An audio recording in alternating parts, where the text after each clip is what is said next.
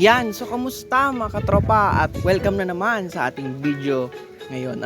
So latest na latest, alam niyo naman kung nakita niyo na yung post ko, So sinuwerte tayo dito sa treasure hunting campaign, dahil nakakuha tayo ng 500 Shinobytes. Kung makikita niyo, isa yun doon sa mga pwedeng makuha doon sa gold treasure cans, isa siya sa mga reward. And napakaswerte ngayon ni Tropang Elsbad at nakakuha tayo niyan.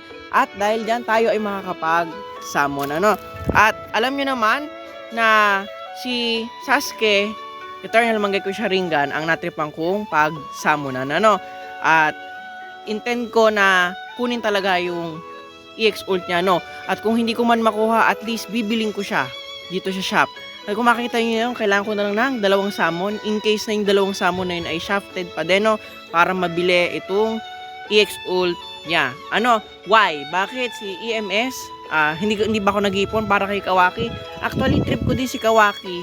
Pero ayon sa inventory ko, nung nag-inventory lang ako nito, isa lang pala ang shinobi ko in possession na may damage nullification buff. So need kong at least palaguin yung shinobi rooster ko na may buff na ganon.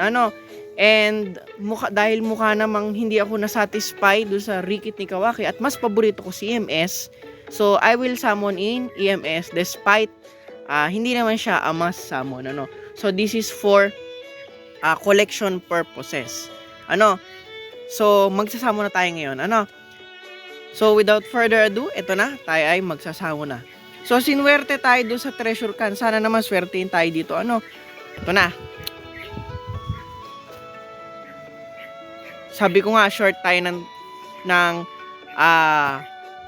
49 Shinobytes para makapag-summon pa ng isang beses. Madali lang naman yung i-grind, Siguro grind lang konti and then we'll summon again. Nakakataka lang yung mga pagsasamon ngayon, kung napapansin nyo these days, hindi siya nagsha-shine. No ba yan?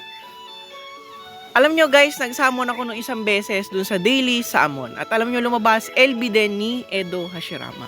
Pero yung old yun na. Pero at least ito, medyo wala akong reklamo kasi at least mapaplus to ko na yung LB ko sa kanya kay Edo Hashirama. Kasi +1 lang yan, tas may isa pa akong spare card. So medyo hindi naman masama, pero ano ba yan? Okay, ayan na po. Makikita nyo naman. Talaga shafted ako pag sa drop rate ng ganitong parte, aba. Nakakatamad. Sunod-sunod yung Makikita nyo naman, mga katropa. Ang pangit talaga di ba kapag step 5, ang drop rate nun mataas. Diba? O yung sa guaranteed lang talaga yung mataas, Kasi dito sa normal, back to normal tayo. As in literal na, pwede ka makakuha ng 3-star card. So, parang ganun nga yun ang sistema parang ganun na nga mga katropa. Ang tinaasan lang pala na drop rate ay yung step 3, yung guaranteed. Same din naman siya doon sa step 2. Nang naiba nga lang, yan. 5-star pero 5% yung chance na makuha mo yung EX-ult. Ba yan? Sige, grind muna ako mga katropa. Babalik si Tropang NXBAT. Yan, so we're back mga katropa at nakapag-grind na ako ng 49 Shinos at ito na.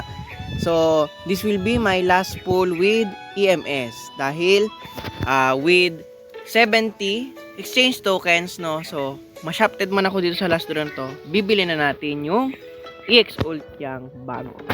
So, without further ado, ito na po, Pero sana swertein pa din, Pero nakakatawa lang yun, na yung last pull doon pa binigay yung EX ult, Pero at least, yung mga tokens ay magagamit natin para exchange yung keys ni EMS at mas mapabilis yung pagiging pat 3 niya.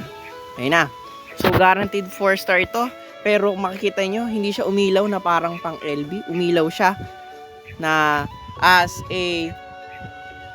ang lumabas ay yellow card. Kaso, ito nga, si Tsunade, my God. So tulad nung kaya Shirama, parang may isa akong spare card na to. So, parang mapaplus to ko na.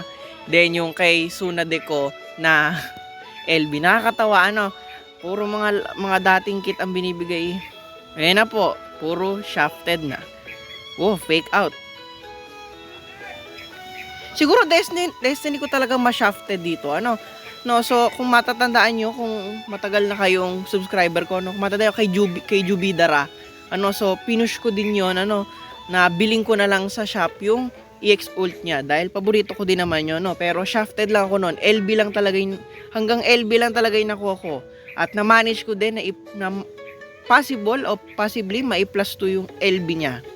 At yun na nga, ano, ang kinahinatnan. At mukhang yun na nga din ang kapalaran natin. Wala na, puro ano na eh, oh. O yan, may gold na naman. Puro gold talaga yung lumalabas. Simula nung ako'y magpupul dito kay EMS, oh, grabe. Alam nyo, meron akong 4 spare card nitong LB na to. Ano? So, parang at least isang card na lang. So, possible ko na maging plus 3 siya. And it will be my first level 15 LB na ma plus 3. So, kulelat tayo ngayon, kulelat. Pero meron na tayong 4 na ano ni EMS. Grabe, may gulay. So, mag-exchange na tayo. Ay, naku po. Shafted. Iyan. So, nakuha natin at yes, technically, bibili natin yung EX Ult niya. Pero at least makakasali ako sa sa event na VLWC for the first time, no? Tingnan ko kung makagawa ko ng mga video relating to that matter, ano? So, at least meron na tayo sa wakas nitong EX Ult na meron ding purple color protection dahil kung matataan nito, shafted ako nung November 2023 kung saan unang nilabas yung mga batch ng EX Ult na nagbe-break ng purple color protection. So, bali siya ang pinakauna kong purple color protection na nagbe-break ng protection, and siya ang ikalawa kong shinobi na may damage nullification, no? So yun lang mga katropa, my god. Anyways, so kung ano man ang darating kong chinos, hindi ko alam kung ilalaan ko pa yung para kay Kawaki o magsisave na ako. I will start saving for the 6.5 anniversary. So, sneak peek muna tayo. Pakita ko muna sa inyo yung EMS natin. Ano?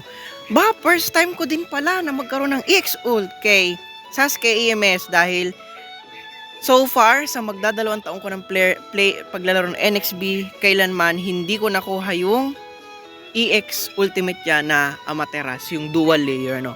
So, bali, ito din pala ang first EX Ultimate ko kay Sasuke EMS, ano? So, So, sneak peek lang tayo kung ano pong itsura ng aking EMS. Ganyan po ang kanyang itsura. Tulad ng nakikita nyo. So, yun lang mga katropa. Okay. Kita kits!